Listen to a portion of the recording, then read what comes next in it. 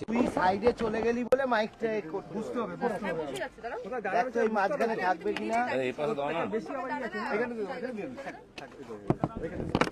ঠিক আছে সব বুঝিস দেখা গেল অল করে দিয়েছিস অজয় একদম প্রথম প্রশ্ন সেটা শুরু করছি। আমি আগে আপনি বলুন আপনি বলুন। আপনি আগে বলুন সব প্রশ্ন করে নিচ্ছ, আপনি বলুন আমি বলে দিচ্ছি।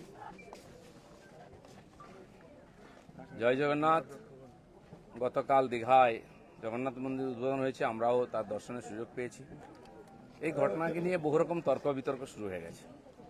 ভগবানকে তর্কের উপরেই রাখা উচিত, কিন্তু অভ্যাসবশত অনেকে বিতর্ক শুরু করেছেন। এবং মজার ব্যাপার, আমি কেন ভগবানের কাছে এসেছি তাতে অনেকের কষ্ট হয়েছে। আমি ছোটবেলা থেকে ভগবানের মন্দিরে যাই, আমি দেখি না কে মন্দির তৈরি করেছে, আমি ভগবানকেই দেখি। আর এটা আমরা জানি যে মন্দির যেই তৈরি করুক ভগবান সবার হয়। কালীঘাটের মন্দির তৈরি করেছে কেউ জানে না, বা তারকেশ্বরের মন্দির কে তৈরি করেছে আমরা জানি না, কিন্তু ভগবানকে দর্শন করতে যাই তখন ভুলে যায়। রাম মন্দির কে তৈরি করেছে সেটাও লোকে ভুলে যাবে, কিন্তু রামকে মনে রাখবে। আমি এসেছি। পশ্চিমবাংলায় সব কিছু তো রাজনীতি হয়, হয়েওছে, কিন্তু আমার খুব মজা লাগছে। আমার পার্টির কিছু লোক খুব কষ্ট পেয়েছে, যে পার্টির কর্মীরা কষ্ট পেয়েছেন, হতাশায় ভুগছেন, কেউ কেউ ভাবছে সুসাইড করবে কিনা। আমি বলছি বিজেপি করতে গেলে হতাশায় ভুগবেন না, চোখের জল ফেলবেন না, কারণ আমরা পার্টি দাঁড় করিয়েছি রক্ত দিয়ে আর ঘাম দিয়ে। যেন বিজেপির কর্মীরা পেছনে তাকায় না, ভয় পায় না, সন্দেহ করে না। যতদিন আমার মনের মধ্যে, আমাদের কর্মীদের মধ্যে সন্দেহ ছিল না, বিভেদ ছিল না, পার্টি এগিয়েছে। যেদিন থেকে এই ধরনের অপসংস্কৃতি ঢুকেছে তখন থেকে পার্টি পিছোচ্ছে। দিলীপ ঘোষ 42 বছর ধরে ঘরবাড়ি ছেড়ে সমাজের কাজ করছে, 10 বছর রাজনীতি করছে। দিলীপ ঘোষের দিকে আঙুল তোলার হিম্মত কারণে না পক্ষে না বিপক্ষে, যে কোনো ধরনের আমি চ্যালেঞ্জ করছি। যাদেরকে আমি নিয়ে এসে নেতা বানিয়েছি, যারা বিজেপি দেশে করে খাচ্ছে, তাদেরই বেশি পেট ব্যথা হচ্ছে। যাদেরকে আমি নিয়ে এসে নেতা করেছি তারা খুব চিন্তিত ভবিষ্যৎ নিয়ে। পার্টির উপরে ভরসা রাখুন, চিন্তা করার কোনো দরকার নেই। আর দিলীপ ঘোষ পার্টি ছাড়বে কিনা, কোথায় যাবে, অনেকে দুশ্চিন্তাগ্রস্ত, অনেকে আনন্দিত। দুশ্চিন্তা করার দরকার নেই, আনন্দিত হওয়ার দরকার নেই। দিলীপ ঘোষ দরকার হলে রাজনীতি ছাড়বে, কিন্তু পার্টি ছাড়বে না, বিজেপি ছাড়বে না, এটা পরিষ্কার বলে দিচ্ছি। কিছু লোক হয়তো চাইছেন আমি পার্টি ছাড়লে জায়গাটা খালি হবে, সুবিধা হবে। সেটা হওয়ার চান্স নেই, কারণ আমাদের কাছে মিশন পশ্চিমবাংলায় যতদিন না রাজনৈতিক পরিবর্তন হচ্ছে লড়াই চলবে। আর যে আমার লক্ষ লক্ষ সাথী 10 বছর ধরে আমার সঙ্গে লড়াই করেছেন, রক্ত দিয়েছেন, ঘাম দিয়েছেন, প্রাণ দিয়েছেন, পরিবারকে রাস্তায় বসিয়ে দিয়েছেন, সেটাই আমাদের কাছে প্রেরণা।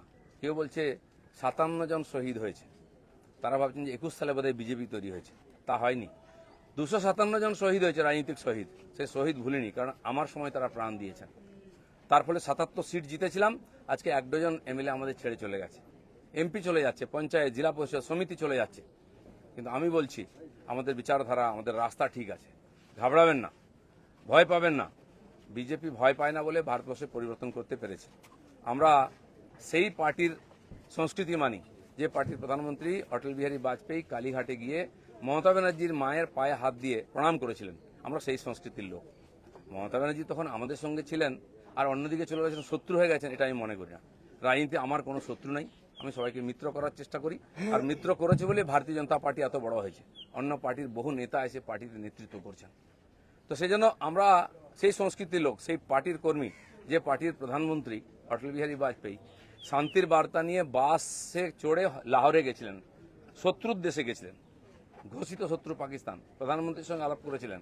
ফিরে আসার পরে পাকিস্তান আক্রমণ করেছিল, কার্গিল যুদ্ধ হয়েছিল, অটল বিহারীর হাত কাঁপেনি, মিরাজ পাঠিয়ে দিয়ে, সেনা পাঠিয়ে দিয়ে সমস্ত বাংকার গুঁড়িয়ে দিয়েছিলেন। আমরা সেই সংস্কৃতি, এটা ভারতের সংস্কৃতি, এটা বিজেপি সংস্কৃতি। আমার প্রধানমন্ত্রী নরেন্দ্র মোদী, তিনি নওয়াজ শরীফের বাড়িতে বিয়েতে নেমন্ত্রণ রক্ষা করতে গেছিলেন, কোনো প্রোটোকল মানেননি, আশীর্বাদ করেছিলেন মেয়েকে। কিন্তু তারপরে পাঠানকোট হয়েছিল, পুলওয়ামা হয়েছিল, কিন্তু নরেন্দ্র মোদী সার্জিক্যাল স্ট্রাইক করতে, এয়ার স্ট্রাইক করতে পিছিয়ে যাননি, কারণ এটাই বিজেপি, এটাই ভারতীয় সংস্কৃতি। সেজন্য আমরা যেন আমাদের পরিচিতি না ভুলে যাই। আমার পাড়ায় বিয়ে হচ্ছে টিএমসি নেতার বাড়িতে, সে টিএমসি করে বলে তার বাড়িতে আমি বিয়েতে যাব না। এই ধরনের জঘন্য নিম্ন রুচির রাজনীতি দিলীপ ঘোষ করে না, করবেও না, এটা আমি ঘৃণা করি। আমার বাড়ির জামাই যদি অন্য পার্টি করে, সেই মেয়ের বাড়ি আমি যাব না, এই রাজনীতি দিলীপ ঘোষ করে না, করবে না। যারা করতে চাইছে এটাকে, বিজেপিকে এই অপসংস্কৃতি আনতে চাইছে, তারা বিজেপি জানে না, তারা বিজেপি জানে না, তারা দিলীপ ঘোষকে চেনে না, এর পিছনে কত ত্যাগ তপস্যা আছে জানে না। যারা 21 সালে এসছে, 20 সালে বিজেপিতে এসছে না, তারা বিজেপি বুঝতে পারবে না। কেউ কেউ আরএসএস দেখাচ্ছে, কেউ কেউ হিন্দুত্ব বোঝাচ্ছে। দিলীপ ঘোষকে হিন্দুত্ব বোঝাবেন না। আমার কাটলে গায়ে হিন্দুর রক্ত বেরোবে, বিজেপির রক্ত বেরোবে। বাকিদের গায়ে কি রক্ত আছে আমি জানি না, কারণ বহু জায়গায় ঘুরে এসেছেন তারা। কে বড় বড় কথা কারা বলছে? যারা মমতা ব্যানার্জি আঁচলের তলায় থেকে নেতা হয়েছে।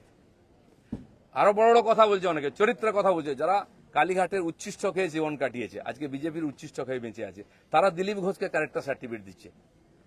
যারা 4টে বিয়ে করে, 14টা গার্লফ্রেন্ড রাখে, রাত্রের জীবন একরকম, দিনের জীবন একরকম, তারা দিলীপ ঘোষকে ত্যাগী ভোগী বলছে। আহাম্মক। রাস্তায় দাঁড়িয়ে বলো লোকে কি বলবে। দিলীপ ঘোষ আজকেও রাস্তায় দাঁড়িয়ে আছে, কালো দাঁড়িয়েছিল, আগামী দিনেও থাকবে। মানুষ জানে দিলীপ ঘোষ কি করেছে, দিলীপ ঘোষ কি। আমার মন আর মুখ এক। আমি পর্দার আড়ালে কথা বলি না, কোন নেতার সঙ্গে বন্ধ ঘরে মিশি না, আমি সে যেই নেতা হোক। আমি চৌরাস্তায় দাঁড়িয়ে কথা বলি, ক্যামেরার সামনে কথা বলি। এটা দিলীপ ঘোষ। তাতে যদি কারো কষ্ট আমার কিছু করার নেই। দিলীপ ঘোষের মিশন ঠিক আছে, দিলীপ ঘোষ পাল্টাবে না, তার নীতি পাল্টাবে না। দিলীপ ঘোষ বাংলায় পাল্টাতে এসছে, অর্ধেকটা হয়ে গেছে।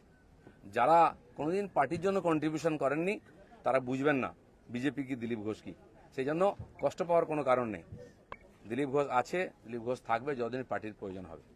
যে কর্মীরা আবেগে ভাসছেন, আবেগে ভাসার সময় নয়। যদি সত্যি সংকট আছে লড়াই করুন।